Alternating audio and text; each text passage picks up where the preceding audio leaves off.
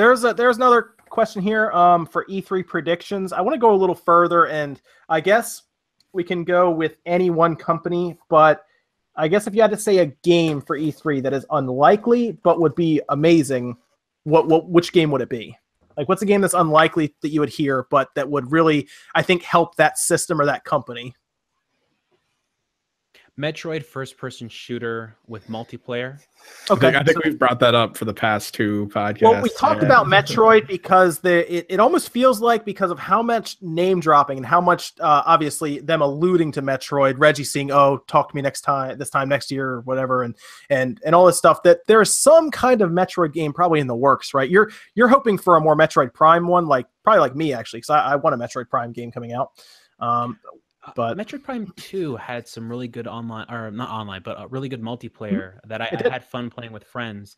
And I think that if they were to do that with Switch, I think it would be really fun, because I think the Switch needs a killer first-person shooter, and Metroid Prime was such a fantastic series, and I think they did such a great job on it.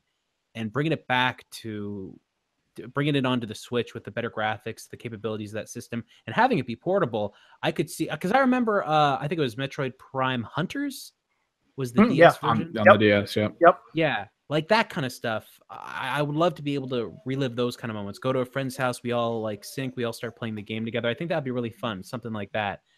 And I think that would be just awesome. Oh yeah, okay. Metroid Prime Hunters too. There you go. Okay, very good.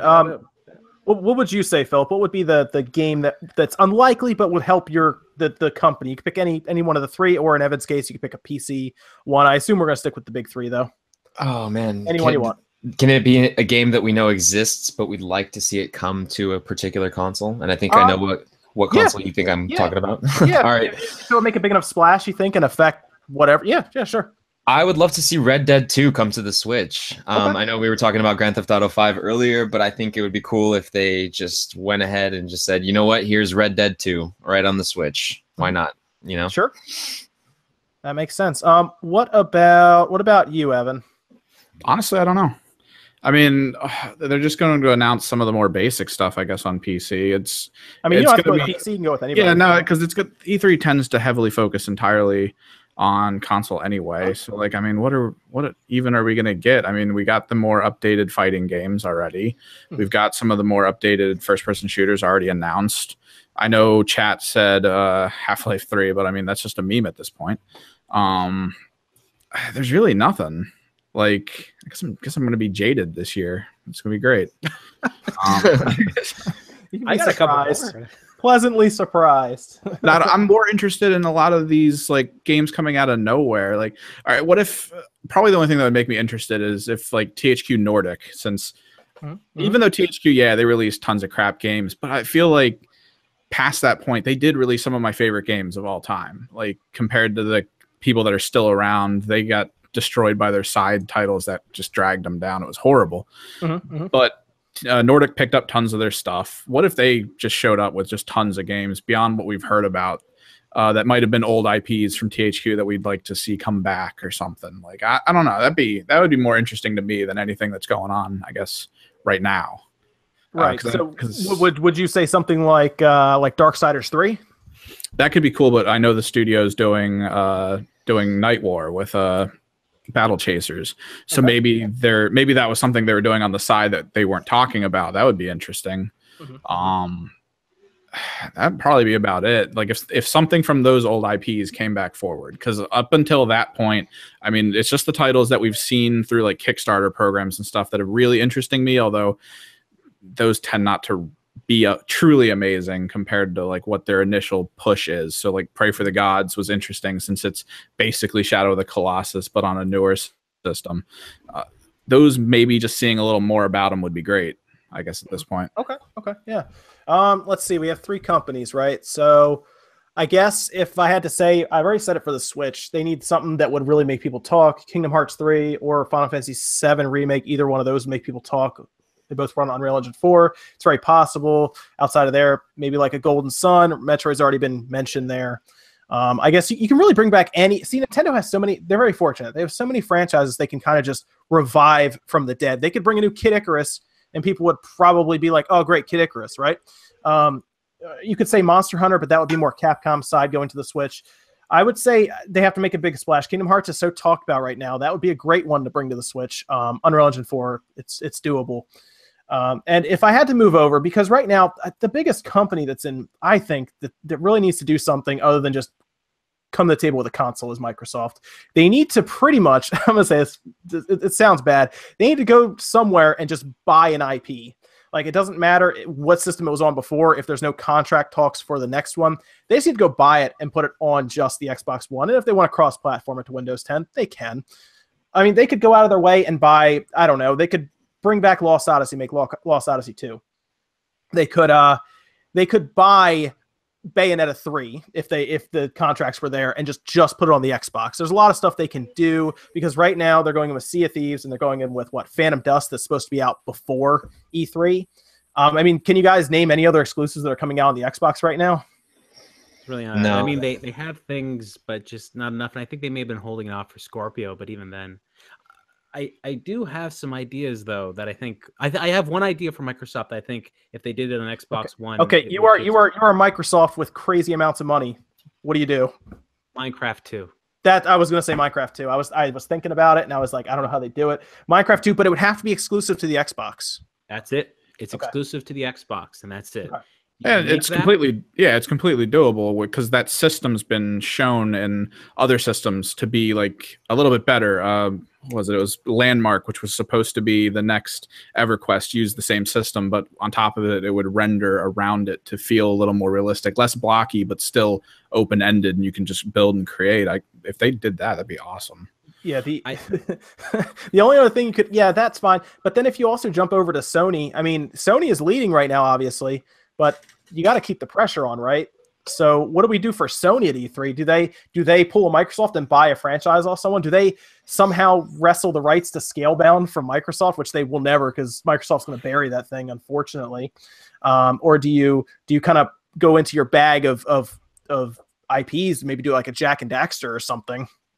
Well, this is what I think. I think that they should secure, because they seem to have a really good working relationship with Sega with the Yakuza series right now. Mm-hmm. Oh yeah. I think that they should lock down Shenmue and get Shenmue 1 and 2 HD exclusively for the PlayStation 4.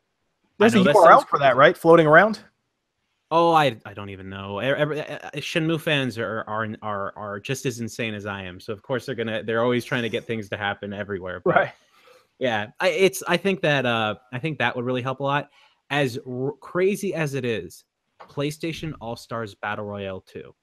Mm-hmm, I think that there's an idea there that we could see, because the first one wasn't so great. I'll be the first to say that. I think that if they were to improve it a bit, I think they could really find something and lock it down and make it very cool. Mm-hmm. But I think, Sony, they're doing what they're doing. They got all that stuff. I think the other thing Microsoft could do to really help them out, but this wouldn't really be directly with them. Mm-hmm. I guess Black Ops, the older Call of Duties, if they could get all the original Call of Duties in like a single package, you buy it for $20, and it's just a digital. It's the 360 games just downloaded, and they're running great and all that stuff on the Xbox One backwards compatibility, and it's just a $20 purchase plus you get all the DLC. That would be a big deal, because the older Call of Duties don't really get purchased after that first year, right? On the market, then they just go down. And I think if they were to do that, introduce the 360 versions again in this really good package, I think it would really help them a lot, especially for like keeping people interested in the 360 backwards compatibility. Plus, it would be a value buy for them. But I think for Nintendo, there are tons and tons of options, and one I think they should do is taking the 3DS version of Majora's Mask and Ocarina of Time and having a couple of the older versions before that and putting them on the Switch. The 3DS versions of Ocarina of Time and Majora's Mask have slightly better graphics, different model work and stuff like that, and having those rendered out at 720 and 1080p, I think would be a really big deal. And I think a lot of people love that. Plus, we know that there's like over 100% attach rate of Zelda on the Switch. It makes sense. How do we remaster? Shocked. How do we get Link's Awakening remastered? How do we do that? just honestly, just take the game and turn it into widescreen. No, that's what we need to do. How do we get that done? That's I'd like call it the Zelda Collection, right, or the Zelda Classic Collection Volume 1, whatever you want to call it. do that. You already have the games made. Just get them, work them around a little bit, get them on the Switch. People would line up across the world just to play that. And I think for another thing, because it looks like Konami seems to like Nintendo right now since Bomberman's back. And I know that there's that rapid fan base out there for Nintendo.